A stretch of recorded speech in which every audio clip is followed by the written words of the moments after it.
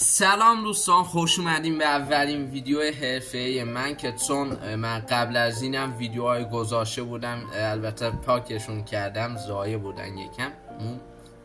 خب خیلی ضایع بودن، برای همین پاکشون کردم، زیاد نخواستم باشه چون اونا رو وقتی کسی ببینه دیگه خب میگه این کار دیگه همینه.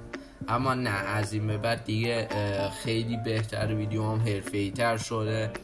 بعد ویدیوهای خیلی عالی از آموزش ساخت نوشیدنی قهوه، کافه‌ای، اینجور چیزا بگیر تا ولاگ و کمپ آفرود و ساخت و هر چی بگین میذارم و سعی میکنم که از ویدیوام خوشتون بیاد و یه چیزی از ویدیوام یاد بگیرین و آموزشی طور میشه، یک کم نه کاملا آموزشی، با هم دیگه راحت باشیم و هر کاری که من میکنم شما هم ببینین و سود ببرین. یکم آموزش اینجور چیزا میذارم.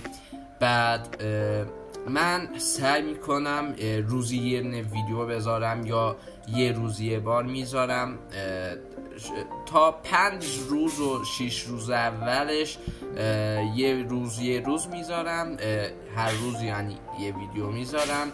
بعدش دیگه میریم برای یه روز یه بار که دیگه یه جور نباشه که پشت سرم خیلی بیاد، برای همین یه روز یه بار میکنم و هیچی دیگه. خیلی خوشحال میشم منو حمایت کنید.